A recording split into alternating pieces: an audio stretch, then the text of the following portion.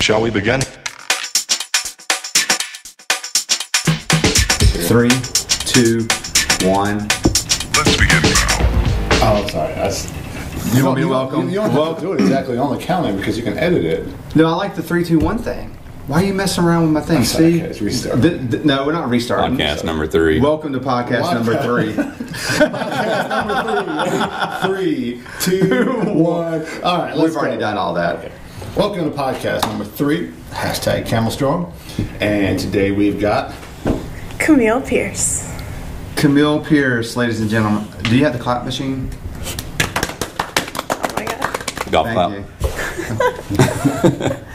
And of course, we have the John May. Hashtag the John May.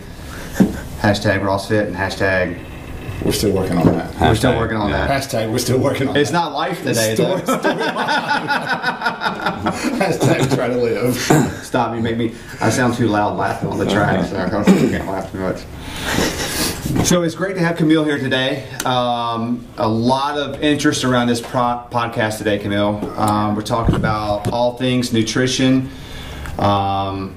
People are looking for you to be their savior and help them along this path because we all suck at it so bad. No. Except for Brittany May. No shade. She does a great job at her nutrition. There's no. I mentioned you today, Brittany, without any shade. Yeah. So. A lot of people are looking forward to this podcast, though. I know you A lot. blew up Yes. the page. Trying to find that page or that post right now. Yeah, I had trouble finding it this morning. I was looking for it again. So if you would, just give us a little background about you for those in the box that don't know you very well, don't know where you come from. Tell us what you do, what you're studying, Okay. what your life goals are, and everything like that. And we'll be back in an hour. Go. Oh, great. So I'm kind of from all over. Originally, my family's from the Midwest, but I went to 4 different high schools, if that tells you anything. So home is kind of where my butt is. But I moved over here from Coley, North Carolina, so where Western Carolina is.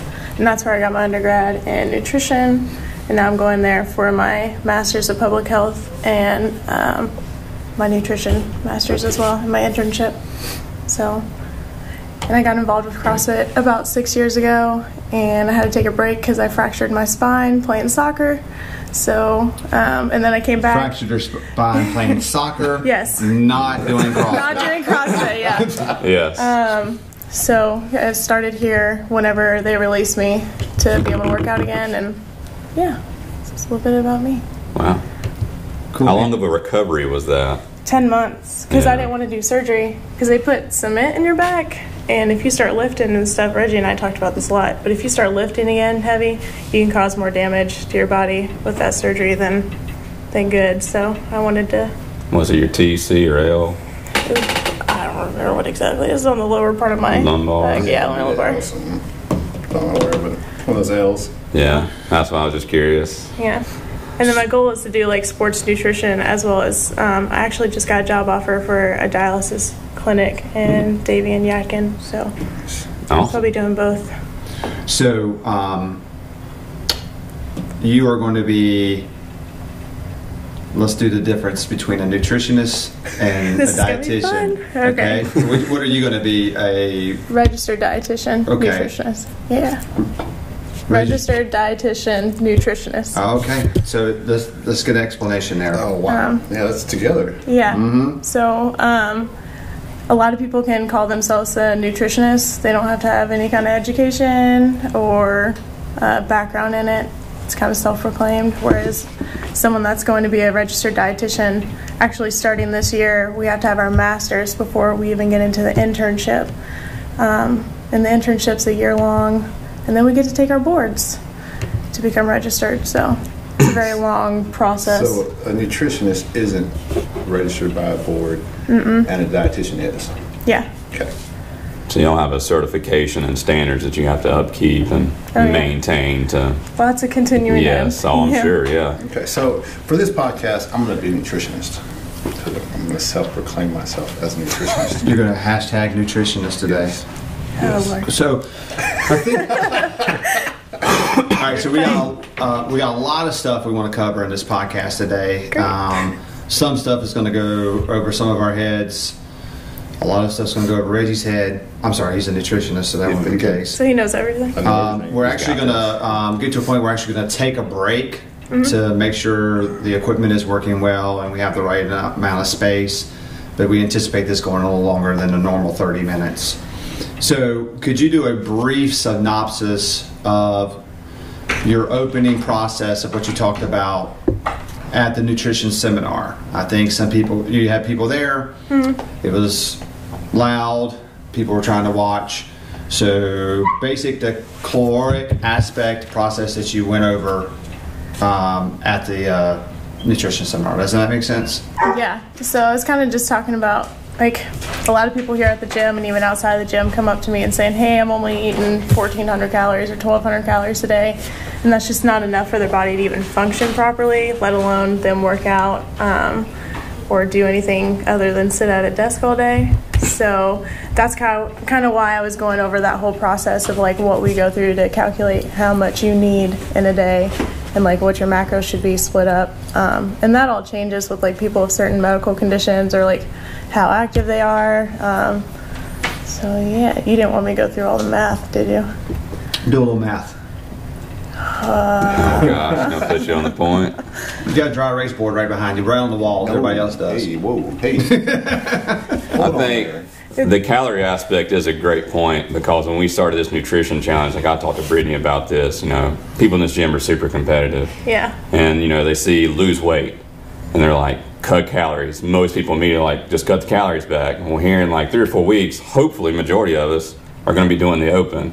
And the last thing you need to be doing during the open is cutting your calories back, where you're trying to hit these high intensity workouts and probably amp up your training during all this. So. Yeah, well, and cutting back, if you're under eating, your body's not going to be able to do the natural processes like it should. Like, you're not going to recover well. You're going to probably plateau at some point because your body's like, I'm going to hold on to this because you're not feeding me and you're ticking me off. So you might even gain some then. Like, you just hold on to everything. It's wild. Body's crazy. Right, so I was thinking about this, and I thought you might bring that up. So I thought it'd be good to just do a baseline comparison about just a generic calorie type thing. So let's take Reggie for example. Okay? Let's take Reggie, non-athletic. You are athletic. I'm just saying, he's non-athletic. Someone of Reggie's build. He's 216 pounds. Is that right? 215 pounds. He's getting up. He's getting up in the mornings, going off to work, coming home. He's maybe a little active with kids. Blah blah blah. Average person. Not working out. How many calories a day? How would we calculate what he needs to do just to maintain his 215 body weight? He's not wanting to lose. He's just there. So that would be, what would be that calculation? Because I can do it on the phone. I'll do it on my phone. 10 calories per pound of body weight? Yeah, it can be 10 calories per pound of body weight, or 22 calories per kilogram of body weight. So roughly, what, 2,200 calories? Hold on. So that's 2,150 calories a day that he would need to consume just as average lifestyle. Is that just him breathing, or is that him going to work? He sits at a desk. That's like his RMR. That's his resting metabolic. Yeah. Okay. So he's probably burning maybe another 1,000 throughout the day, moving around, stuff like that. Yeah, easy. Again, this is going back to your point about the calorie point, because I don't think people are thinking through that process. Normal person, 215 pounds, or you might be a normal female that might be 120 pounds or whatever, throughout your day. That's what it is. Now, let's take in comparison Reggie, the athlete. Okay. 215 pounds, looking to maintain, not just to lose, but to maintain his weight. Mm-hmm. He's at 2,150 calories a day. He's also going to work 8 hours a day, but then he's in here working out at least 5 minutes. At least 5 minutes? At least 5 minutes. I get Fran done in under 5 minutes. Yeah. So he's probably getting a good hour's worth of working out on average throughout the week. Mm-hmm. So what are we looking at there? Is that going to be an additional, looking to maintain, not to lose, is that going to be an additional 300 to 400, 500 calories a day to help him do that? Only working out like an hour a week. on any No, form. hour a day. Oh, hour a day. I was like, I thought you said hour a week. I was like, I'd say he's averaging an hour a day through the week. Some days he might do 2 hours. Some days he might be 45 minutes or something like that. It's going to be more like 50% of whatever his RMR is. Because you're burning so much, your body needs that to recover, just to get through the workout. I'm a different specimen, man. You see all these muscles, like every time I move, I burn. But that gives people a comparison to think about. So we're talking about an active Reggie working out, maintaining body weight. We're probably talking somewhere in the neighborhood of 3,600 to 4,000 calories. Close to it. Maybe closer on the high end of 4,000. If he's working out hard, it depends on what exactly he's doing in the workouts too. I mean, all of that we have to take into consideration when we're doing all those calculations for each and every individual. Right, but the reason I thought it was important to do some type of comparison like that is because everybody is busy. Everybody has lifestyle. I mean, I've moved past the time frame of having younger kids. Yeah. Right, so I don't have young kids that are involved in all this kind of stuff. I mean, we're so many people in the gym are in different stages of life. Yeah. And some people are in that stage of life where they can. I've had 1.25 too many things of protein today, or stuff like that. You know, I mean, some people can do that. Some people are like, "Did I eat today?" Yeah. You know, and so I just thought it'd be a good idea to say, if you're doing that, if you're supposed to have 3,000 calories a day and you're eating 1,400 calories a day, you're hurting yourself. Yeah, badly. you are. You're doing more damage. Yeah, you're going to lose some weight, but once you lose it, it's going to come back like a tidal wave because of the way your body is. Yeah. I think the basic what we need to understand is it's a lifestyle thing. So for the people in the challenge, it's a challenge, but the challenge is more than just the 12 weeks. It's a jump start a different path of living, a healthier living, not just a. It's not a weight loss challenge. Yeah. It's a transformation challenge. Yeah, I mean, you may not be able to retain 100% of those habits, but if you can keep 70% of those good habits you're creating through the challenge, right? I mean, that helps. And I know the overall challenge is not a weight loss challenge, but the reality of the matter is there's a lot of people that are focused on, because that's the number one thing in their mind right now, right? I mean, for me, it's like I really would like to get another 40 pounds off, right? And so there's just that's what's there. The transformation comes with it. You're right, there's some life changes that has to happen, some different things, but a lot of people's transformation is going to come from the weight loss that they have. But that's going to come from the lifestyle changes, though. Right. Yeah. Right. So that goes to, Layla had asked this question on the post about the seminar. She says, I was so going to ask about micronutrients, and to people who do shift work and have inconsistent schedules. So that one... Did you say micro or macro? She said micronutrients. Macro. I'm sorry, I don't have my glasses on.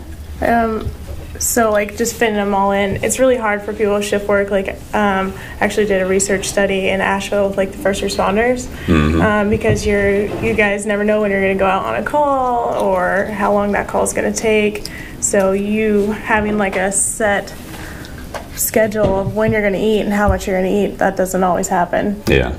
It rarely happens, honestly. So, and those who have shift work at night, it's really difficult to do the same thing. So, and that's kind of where all the whole like lifestyle change and intuitive eating come into play.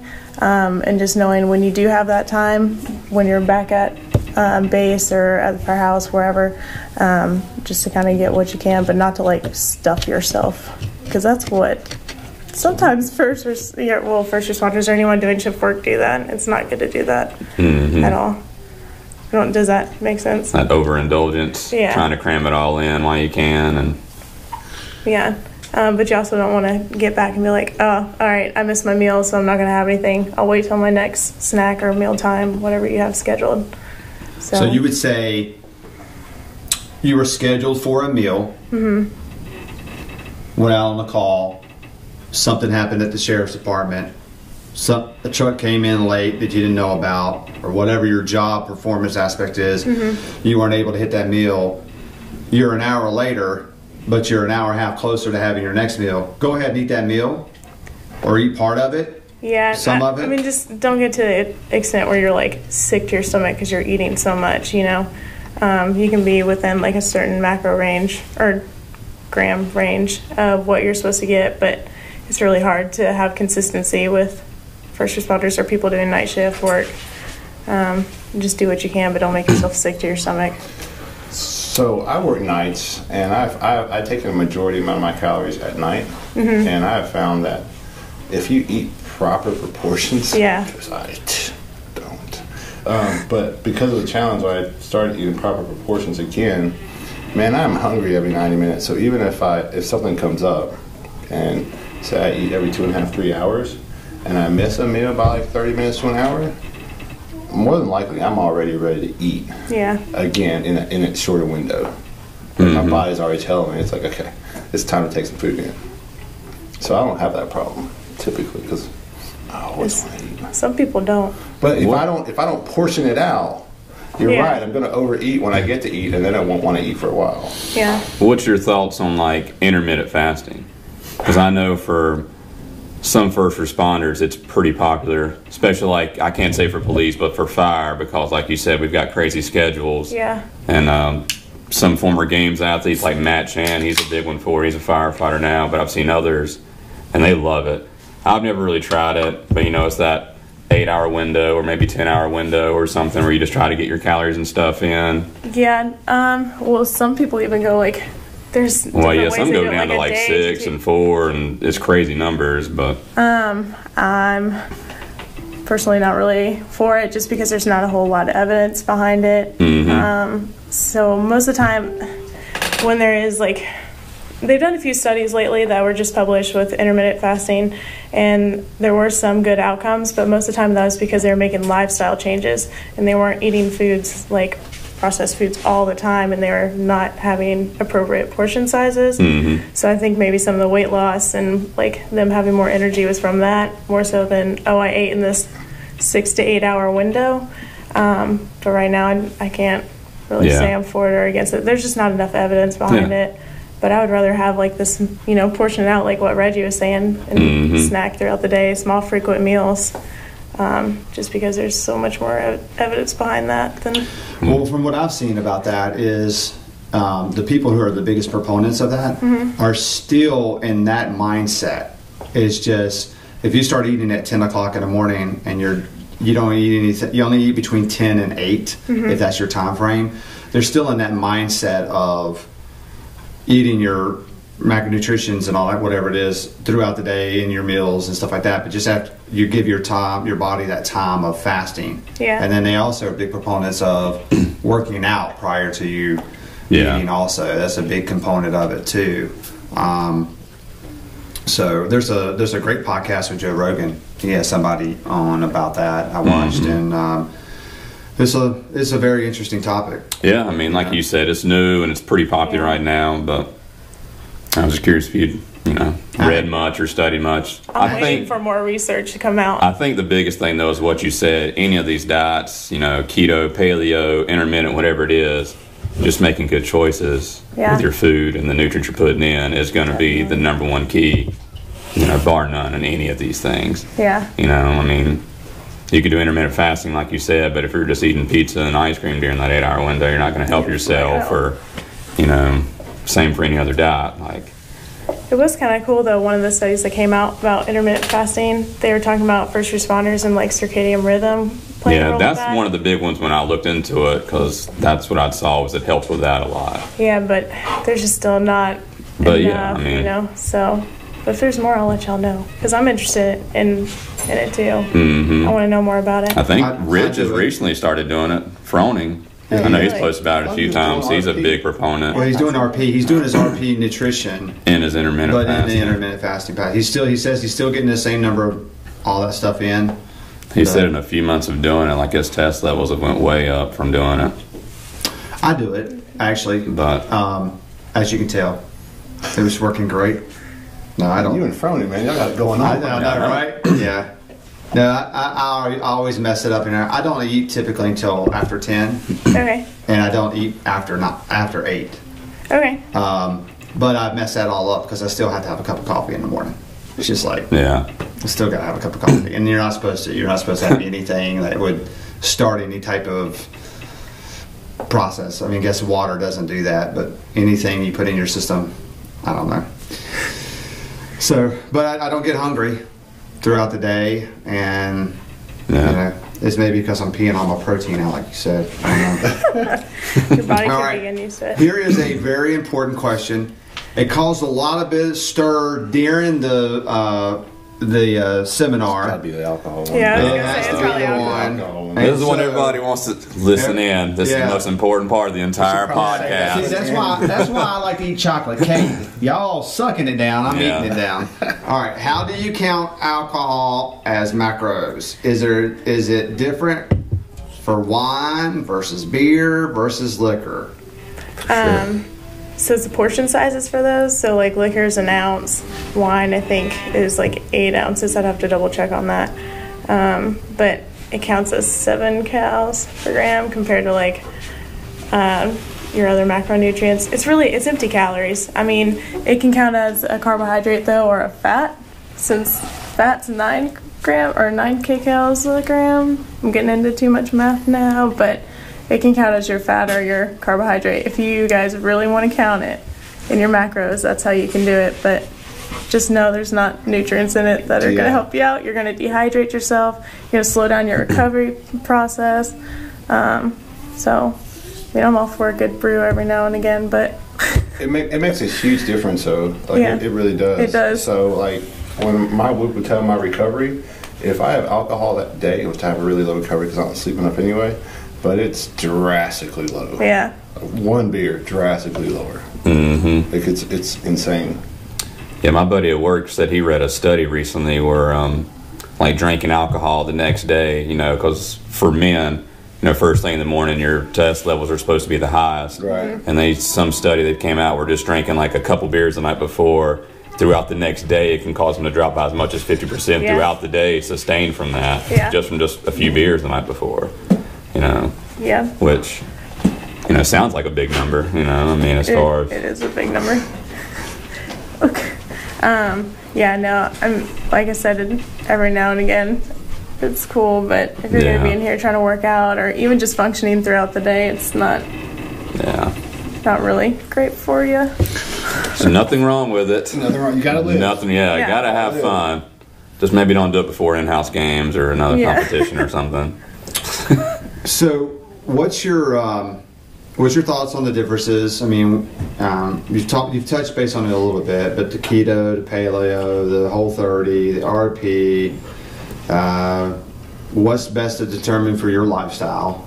And then also, I would like to add to that, any thoughts on this new thing I've seen out? And I have a friend of mine who is a NASCAR. I call them NASCAR athletes. They work on the pit crew, and they have to be athletes. Oh, yeah. Yeah, they are. And their team just went through this process with a DNA test about telling your body. It supposedly would tell how your body reacts to Certain foods, like the certain foods and what you need for optimal process. So I don't know if you know anything about that, but touch base on both of those things. So with all of those diets, I mean, some people actually need them because of medical conditions, but if you don't have to, don't eliminate stuff out of your diet. I mean, because all of those macro, micronutrients, phytochemicals, you need those for your body to perform optimally. Even if you're not trying to be like this big hotshot athlete, just being able to get through the day, your body process the way it should. But with that being said, I've also had clients come in like they wanted to follow a certain diet, and if they weren't going to do that, then they weren't going to make any changes at all. So sometimes we might tweak it. Like they'll come in, I want to do the keto diet. All right, let's talk about this. Let's not do as high of the fat. Let's add a little more veggies, and you kind of just go from there. It's all individualized. So just really for everyone, having a healthy, balanced diet, you know, right portion sizes. That's kind of the best way to go. So instead of doing like all these opposite or all these elimination diets. So, and then what was the food sensitivities? I think the biggest part for that is when you're going to talk about paleo or RP or WAG, like at the base of any diet, it should be a lifestyle change. Yeah. Right? It shouldn't be a diet. It's like, okay, I want to do this, and it should be maintainable. I think that's the biggest thing. And some people like some more than the others, right? So RP was extremely hard for me.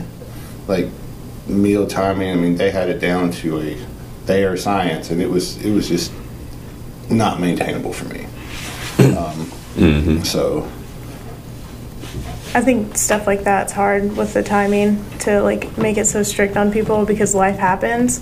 So you have to kind of know, okay, maybe I should eat a little more protein than instead of now, since I can't really have this snack right now or this meal right now. But that all, like you said, comes back to that intuitive. Drink water.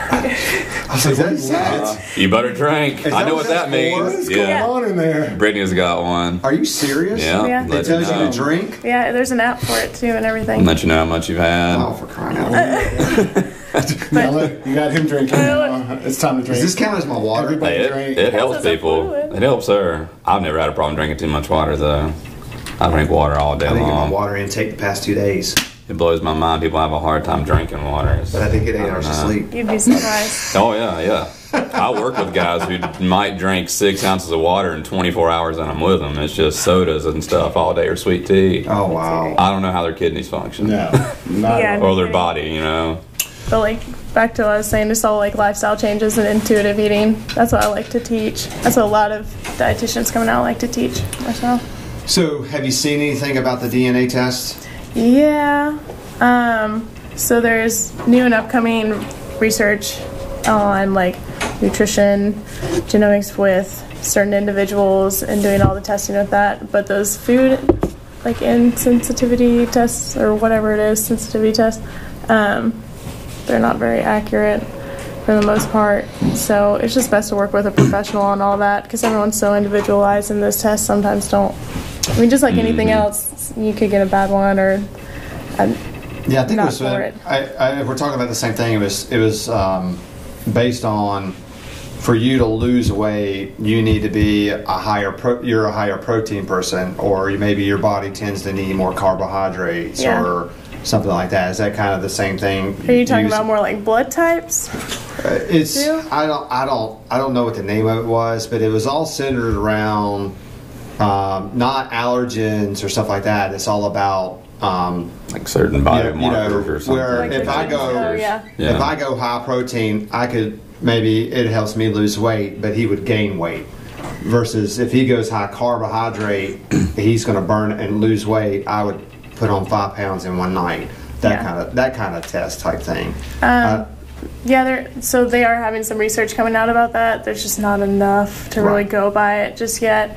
But that's more like biochemistry peeps. So like Jenna maybe they'll do blood work and do measurements and everything, and looking at your genes. They have had some evidence that some people are that way. They need more carbs or need more protein, but for the most part, it's just not enough. It's not sufficient enough evidence to really go by that. So, like I said, just going to a professional is the best thing. Like to a dietitian, talking about your lifestyle too, because that's all going to play a role.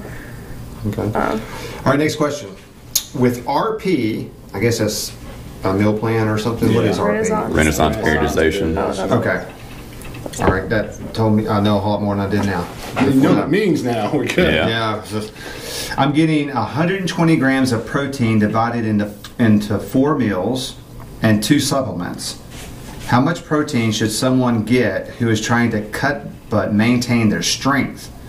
Sorry if this is answered, but the sound was glitchy. Blah, blah, okay. So it sounds like they're getting 120 grams of protein over Divided by 6. divided by 6. But how much protein should someone get who is trying to cut but maintain their strength? I need body weight for that. Would that Yeah, I be? was gonna say I need Yeah. Way more height, information body than that. weight, Who age. posted it? So Brittany Gender. Campbell, reach out to Camille Yeah. on Messenger, and maybe she can help you with that. Yeah. Camille only charges $150 every 15 minutes of time that she spends on that. Yeah. So if Gotta- you, Gotta pay for grad school, baby. Got some bills. what's your thoughts on energy drinks and pre-workouts from a health standpoint? Don't do them. No. So actually nowadays they're making more that are not full of crap. Yeah, I mean Bang's one of the better ones. Oh, really? Instead of like C4 or like I don't know Hyde, No, Dr. Jekyll, Mr. Hyde. Yeah. Or back in the day, Jack 3D. Back in the day, basically was like meth. There's so many fillers in there, and like they put a bunch of niacin in it that makes you get that itch. So you're like, I have more energy than I actually do, and yeah. That's stuff I try to tell guys at work who ask about because they want to work out and take pre-workout immediately. I'm like, if that's you, but I was like, when you look on the back and all you see is a preparatory blend or whatever, and there's 20 things, like there's a reason it's a blend and it just says 5 grams of this. You don't know how much you're getting of anything. Like you said, it could just be fillers versus trying to find somebody who lists out, what's in there so you know exactly what you're putting in your body. Yeah, and I mean, not to mention some of that stuff, the damage it can do to your heart is a little crazy just because of how much crap's in there and the caffeine. It's a little outrageous too. So what would you... No, it actually can't be. So you're not prescribing and you're not endorsing, but if someone wanted to take a pre-workout, what would be a pre-workout that you would feel comfortable with drinking? You would drink a Bang. You're okay with that? Yeah, I don't have a problem with the Spark. Bangs. Spark's been pretty good. Yeah. Looking at, like I said, it kind of goes back to how that person is and like their medical conditions too, if they have any. Man, there's so much that goes into nutrition. It's hard to put like a blanket statement for everyone, But Bang, definitely, Spark's good. All the Fit Aid stuff has been pretty good so far. They changed their formula like the last 2 years, I believe, on some things. So, so but if you have questions, consult your physician, like as normal. Your dietitian. Your dietitian. So, here's another question: does eating organic really make a difference? No, not really. Honestly, Whole Foods just lost some people. we just lost some podcast listeners. They're like, absolutely, it does. Yes, it does. So, only Whole Foods and Trader Joe's, but it does. So the nutrition composition of all those foods, like an organic orange versus a non-organic orange, the nutrition composition of it, like the vitamins and everything in it, there's really not much of a difference. And just thinking like lifestyle-wise and like finances, organic stuff, it's about 2 to 3 times more than the non-organic. So and I know a lot of people are like, pesticides are in the non-organic, but those farmers have to follow really strict rules by the USDA. That could be a whole nother podcast. It's nuts. So they're not going to be putting things into your fruits and veggies that are going to cause more damage than good. So it's just to keep the crops healthy. Here's a good one by the Dr. Carter. If you had to pick one fruit to eat, what is the best one or two, and when, time of day wise, do you suggest eating the fruit? So the question, I guess, saw that, and I just can't. You could eat it any time, but I guess she's asking what's the best fruit you could eat. An apple a day keeps the. I was gonna say apples are pretty good. Doctor away. Have a good amount of fiber in it. It's a carb. You have those phytonutrients in it as well. Bananas too. They're all good. There's so many. Peanut butter. A pomegranate. Peanut butter.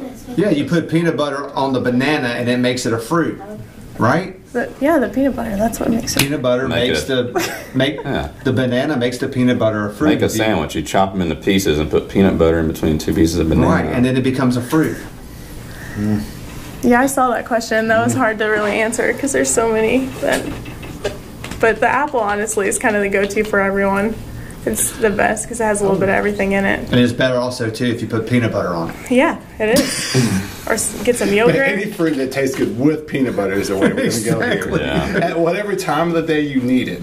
This is my fault. I was eating peanut butter before we started. So. And chunky peanut. No, not chunky peanut butter. Yes, chunky peanut butter. It's really creamy. Camille, how do you eat? What is your guide in eating? What are you doing when it comes to eating? Somebody asked a question. They asked for favorite recipes, but that would be something we would not really discuss here. You could just post that stuff. But yeah, how do you eat? Do you eat 15 times a day or what? I eat about every 2 hours at least. If I don't eat every 2 hours, I get hangry and then nobody's happy. So I'm definitely eating every 2 hours. I try to go for the leaner meats. Every once in a while I'll have a good steak.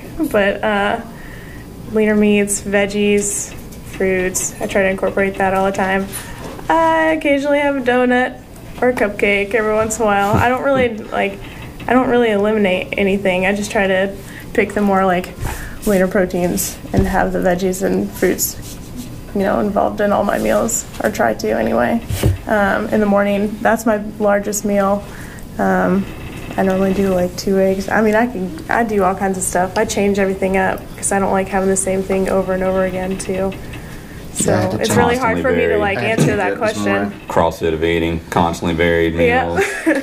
I eat the same bacon and breakfast eggs. every day. Do you? So My every breakfast day. is pretty I'm not consistent, sponsored by actually. Clean Eats, but I will say that I've been doing Clean Eats for the last 2 weeks, and you can meal prep cheaper than Clean Eats, but you can't meal prep the variety of food that you get. Mm-hmm. You know what I'm saying? Like, I could meal prep 2 dishes to eat all week long for cheaper, but I couldn't eat 5 different types of meals all week long for the Well, price. I might argue with you on that to the point of cost factor, because our time costs money, right? Oh, yeah, so, yeah, I definitely couldn't do it. When you're in business for yourself, when you're working all the time, you got things. Your time is money, and so we actually stopped by there yesterday, and we meant to go by yesterday afternoon and pick some stuff up, but we just got on the other side of town and forgot. So we're going to do something tomorrow. Average cost $6.80 a meal. Yeah. I believe it is. Yep. That's not bad. Now, I haven't eaten them. I can't speak to how good they are, how filling they are, I like or everything any else. kind You of have stuff. really good ones, and you have some Right. okay ones. And so we're going to try it. This it's not going to be a week-long replacement for us, but we're going to get some for, especially with just the two, with Kara at college and Kaylee's dance and her doing different things. It just doesn't make sense to try to cook a lot of stuff sometimes. So we're going to try it. Maybe add a salad with it or something like Yeah. that. But so we're excited about trying it. But it's not expensive at all. No. No. Not If you compared can, to- it can be expensive. If you're the type of person that cooks every night and eats leftovers. Unless you're having a salad and a piece of chicken, it's hard to cook anything nowadays without having leftovers. And if you don't eat them, you're just wasting. So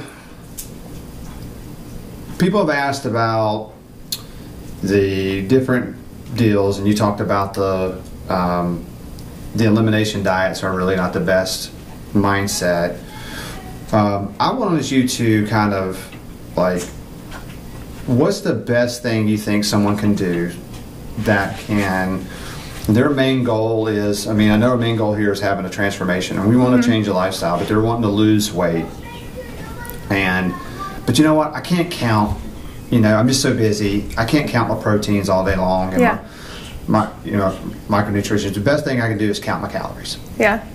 Right. So what would be your suggestion at that point? And I'm gonna count my calories, and I'm gonna try to make good choices. Right. I'm not gonna get 350 calories out of a slice of New York pizza. Yeah. But for the most part, I'm gonna try to make good choices. I'm gonna eat calories, and you know what? I want to cheat. Once a week, I gotta enjoy a little life once Yeah. a week, right? So what's your thoughts around that? I wouldn't really call them cheat meals. It's good to have all that stuff in moderation, because if we don't, we tend to overeat when we do have that, and then we gain the weight, or our bodies just aren't going to function as well as they should. But if you're going to just try to follow your calories, that all goes back to the lifestyle changes and the intuitive eating, and just knowing okay, a serving size of meat is an ounce, or I need this many at this time. Kind of looking at, if it looks like there's all kind of tricks to it of knowing a deck of cards equals the size of serving size of meat or whatever. But honestly, like I said, the intuitive eating, knowing okay, I should go for these leaner meats right now. All right, let me put a veggie with this, since I don't have anything on my plate other than this meat and some mac and cheese, or going for those complex carbs too instead of the simple carbs. Like I said, there's so much to it. The intuitive eating is so much better than just trying to fit everything in. Does that make sense? Probably not. I think Melissa's actually really good with that stuff, because we'll go out to eat and she might have a burger, but she'll order it without the bun because she doesn't want that extra carb. And instead of the fries, she gets a baked sweet potato. Yeah. You know, stuff like that. So I think I've always been a big guy, right? And so, you know, back in 2010, 2011, I went through a year where I lost 85 pounds. Okay. And I wasn't doing CrossFit. It was focusing mainly on diet. And I was exercising. I mean, I was walking some and running some, but I wasn't doing any kind of strength training or nothing like that. And I just counted calories. That's all I did. And for the most part, you know, I tried to eat different foods, you know, because I needed the calories. And, you know, the calories you got from a big bowl of lettuce versus, you know, was the same as a handful of fries, you know. And so I tried to make better choices. And it worked well for me. It's hard to get back into that. I'm like one of those people. It's like once I've done something, it's hard to get back into it again. But for me, it was the simplest thing. I don't know why I can't really kind of get back into it, because I could just imagine how busy lives are and people are trying to count micronutrients and count this and count that and everything when it's actually difficult. I mean, that's a lot. I mean, and then you get into it for 2 weeks, the scales move to half a pound, and you're like. I think, too, when you focus a lot on that, it feels more like work for a lot of people when it becomes stressful. Oh, I didn't log this down yesterday, or I need to write this in and keep up with that, you know. Yeah, have you guys heard of the My Plate method? It's like what your plate should look like. That's another good way to go about it. That teaches good, like, intuitive eating. It's online if you guys want to look at it, but it's like, you know, a quarter of your plate should be these proteins. You should have veggies on this side, some fruit here, or like a complex carb for your starch. And kind of just going by those guidelines can help you out a lot too. But they have a list of stuff too on there, like different foods that are good to choose, rather than like going for that loaded baked potato at Outback, wherever, you know. Like, saving my calories for that baked potato. I mean, don't you love bread? Oh, yeah. Don't you love bread? Don't you love bread? You don't like bread? Like Brittany has to have it all day. She's like Camille. She has to eat every 2 hours, and there has to be like carbs in every meal. Like my body does not like carbs. I'll just hold it forever. It seems like hot carbs forever? Buttered bread. What do you mean? like weight wise. I feel like if I ate a lot of carbs. You drink a lot of water, right? You know, for like every serving of a carb, you hold like 2 to 3 ounces of water, right? So some of it's water weight. Yeah, I just have to. You know the best bread there is? What? Is this bread that you put this little bit of tomato sauce on, and then you put some cheese on top of it. That's bread. That's like my go-to. Peanut butter is now fruit, and pizza is now bread. No, but it's all like just learning what would be the better choice too, and knowing it's okay to have. That's what people call like a cheat meal every now and again too. But that My Plate method, I'll post a picture of it. That's really helpful for a lot of people to kind of follow that instead of writing everything down. Smart. Even plate size, if you think about it, they make huge plates now. If you think about using a smaller plate, putting that food on there, it looks like so much more versus you use a big plate and you put that food on there, it doesn't seem like you're eating as much. Cause you to overindulge. And that was another thing I was going to say, like following your satiety cues. Like if you're starting to feel full, like don't overstuff yourself, or like if you're still hungry, your body's needing more. So you remember this box. You see many people here. You know, people are trying to make lifestyle changes. People are trying to make nutritional changes, the transformation challenge. But you know there's people here that are trying to lose weight. Okay? At the end of the day. And you know what level of activity people are hitting around here. You know, people have asked these questions about the keto and this and that and all this kind of stuff. If you could wave your magic wand and say, everybody do this. This is what I want you to do to help meet your goals in a nutrition standpoint. What would you tell them? It's so hard. It's so individualized, but like on the generic, I mean, you've got first responders, you got people who work at night, you have nurses who work crazy shifts and schedules, you have restaurant owners who have stuff on tap. They have the whole gamut, right? So, I'm basically saying, would you tell them count all your micronutrients, do your things? Or would you tell them to do calories? Would you tell them to do RP, whatever that is, or all this kind of stuff? What would you tell them? Or something as simple as a vegetable every meal if possible, or something green. Or All the choices. You only get one choice. yeah, one So shot. I know what my choice would be, but I want to hear your choice.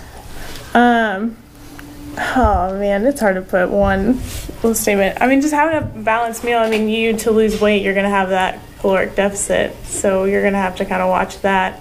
But definitely just having that balanced diet, just incorporating everything, going by those My Plate standards. That's going to be the way to do it, and being consistent, working out too, because those two things go hand in hand. You're not going to get very far with just one or the other. That's what I was thinking. I'm thinking about, I think the hand in hand of eating balanced meals is going to be across the board on all that stuff. Yeah. Right? But, I guess I'm thinking would you tell everybody just to, stay calorie focused? With, Yeah, some tough questions. Yeah, I was going to say, it's so individualized, so it's really difficult for me to say that, but I mean, what would you say? Go ahead, because it's. I know. I would say that it's a lifestyle change. Right? Yeah. We've said that over and over in this podcast. So, from what I've seen in my very brief nutritionist background. You've been a nutritionist for almost an hour now, man. I've been sitting and watching the minutes, and I'm getting more experience as we go. No, what I've seen with people is you have to start somewhere. Yeah. And I think there's evidence to all the different ways to do nutrition and diet. But you have to start somewhere, and the easiest thing for most people to do is to count calories. Yeah. Just because there's so many apps out there that would do it for you, and you can do it really quick. Yeah. And it's something you can monitor. But you come to a certain point when you're just doing calories, and I'm talking about way down the road when you start plateauing out, sort of. You get away from, okay, I weigh this on a scale and this is what I look like, because that's what it's truly about. It's what are you comfortable with, how you feel and how you look. And there's a point where you get to a level of, okay, I'm starting to weigh what I think I want to weigh, but I'm not really as lean as I want to get. And that's the point where you have to start dialing in your macronutrients and start seeing what works and what doesn't work for you, because everybody's a little bit different. So if I would have said for the mass population, for my personal preference, I would say, okay, we're going to get you on this amount of calories and see how you feel. Yeah. And week by week basis, drop that off or add, depending on what your goals are. That's always been the easiest thing I've seen so far. Yeah. And you bring up a important thing about the scale, because I give myself somewhere, and you correct me if you don't think this is right, but this is kind of what I feel.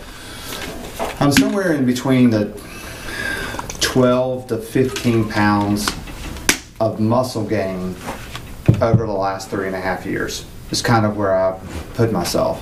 So when I first started CrossFit, that's 293 pounds on the scale, 293, 295. I'm currently 272.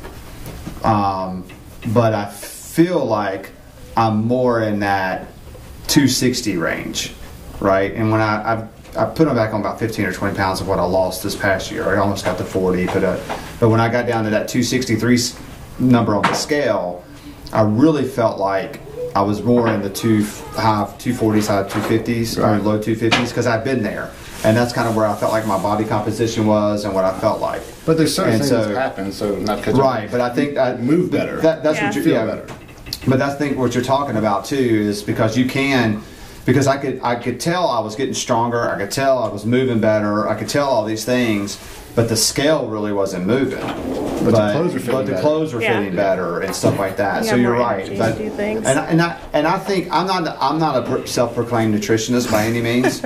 I'm a self-proclaimed fat guy that has dealt with weight all his life, and I would definitely say that I think with people's busy lives, if you can keep up with your calories on a daily basis and eat in a deficit and eat decent, make some different choices. Instead of those fries, have the fruit. Stuff like that. Make some different choices. You're going to see a change. Definitely, yeah. And that is easier, sustainable, and more sustainable over time. Then you get to that point where you see that transformation, And now you want to start dialing in Right. a little bit. Absolutely. Now we want to start dialing in. Now we want to start talking about micronutritions and macro whatever. I mean, Macro. macros is important. Yeah. one. Macro, micro, low, whatever you want to call them. You know, those type things. Yeah. And so I think because I see, I mean, I don't mean this in a bad way because I am there. I've done it, right? I've known my failures in that area over the last 3.5 years. And I see people in this box that they start that process and they're doing this and they're doing this and then they fall off because it's not sustainable, right? You got to choose something. It's a lifestyle change, right? Yeah. But what fits in your lifestyle instead of what's going to fit over the next 2 months for you to drop 30 pounds. Yeah. Right? And I've been there, done that, got the t-shirt, could write a book about it. 30 pounds is a lot of weight to drop in 2 months. Yeah. But it's A happening. lot. Yeah, but it was sustainable, right? It's not sustainable. And so we not gotta, always healthy. the lifestyle change is also knowing, like right now, like so I've been doing, for me to count my food, I do Weight Watchers, like just Yeah. the point process, right? For 3 days I haven't even inputted it into my phone because I know that's 4 points, that's 5 points, and I'm eating the same stuff, right? You know that. And I know a day that I go over. And so it's just like that with calories too. You'll know that what you can eat. Oh, yeah. And you learn. And that's when the changes come. If you stick to the calories, because you're going to want that slice of pizza, or you're going to want to have that beer on a Saturday night, or you're going to want that stuff, and you got to know that. But it's all calories in, calories out. Make good choices. Yeah, it's all that intuitive eating. I know we like keep harping on that, but that's exactly what it is. So All right, we got to wrap it up. Yeah, you know what? Can wrap it up because we didn't break in the thing, and so we've gone a little bit for like 45 minutes. And so, any closing thoughts? No. One last question that I know a lot of people ask in generality, and you'll probably say it's individualized, which, Yeah. I mean, it's hard. I know, that's been my but answer for everything. for a lot of people, would you recommend like just the 3 meals a day, or do you think it's better to proportion out to like 3 meals with snacks in between those, or like 6 meals a day? I wanted to ask on that earlier, but we just missed it. 3 but meals with the snacks. 3 meals with the snacks. Yeah. For most people, Yeah. obviously. I mean, just as a general. Yeah. reflection. Ooh, and that brings up another question. Yeah. I like Uh-oh. that. Hey, we're fine. We're fine. What do you think about the whole adage? Eat breakfast like a king, lunch like a prince, and dinner like a pauper. You ever heard that before? Yeah, like having a bigger breakfast than the rest of your Yeah, meals. big breakfast, medium-sized lunch, and then a smaller dinner. Because I love eating breakfast like a king and lunch like I a do. prince. I do Yeah. the same thing. Most of the time you want to have like your complex carbs during that time because you're moving around for the rest of the day. Except, I mean, that's kind of flip-flop with people who work night shift or first responders sometimes. But so it is better to have a bigger breakfast, but you still want to have those snacks in between your other meals too. Just not have a huge dinner or a really small dinner. But yeah, the bigger breakfast is actually better. There's been a lot of evidence behind that too. Kind of fuel yourself for the day. three Good waffles, 10 eggs. You're moving throughout the day too. Yeah, I think that works well for people that are Yeah. moving throughout the day, because that's, you need fuel to move. Yeah. And so if you eat a big breakfast and you're going to go to work and sit behind a computer screen, That's different, yeah. different story. Yeah. Not a good thing. Closing thoughts for you? Keep in mind it's a lifestyle change. Yeah. It's not just about 12 weeks. That's been what I would said say. numerous times. Let that get through to y'all. Lifestyle I can't change. stress that enough. Don't think of it as a diet. Yeah, it's it's just the not. way you're eating. Right. People Well- work at it all the time. Maeve's over there on that diet. I'm not on a diet. I just eat this way every day. Eat this It's not way a every specialty day. diet. It's just the way I eat. This is my lifestyle. yeah, Yes. it's not even that great. So I think I think this is definitely worth maybe doing again Oh, a little absolutely. later down the road as people are going through this process and maybe looking at towards the I would say it middle was of March, Yeah. maybe. Yeah. Probably beginning of March, because I'll give people a month out. Yeah. Do you have any closing thoughts? No, I appreciate you guys. You come here and talk, and if anyone has any questions, just send it to me in Messenger. So I appreciate it. All right, who's our sponsors today? Thank for our sponsors. Our sponsors today. Peanut What do we butter. have today? I got Peanut a butter? Clean Eats shaker bottle. We clean Eats, Starbucks. We got some Starbucks. Bang. Bang energy drinks. Fit Aid. I haven't drank yet. Spark from Avocare. Yeah. Hashtag Avocare. You can't see it.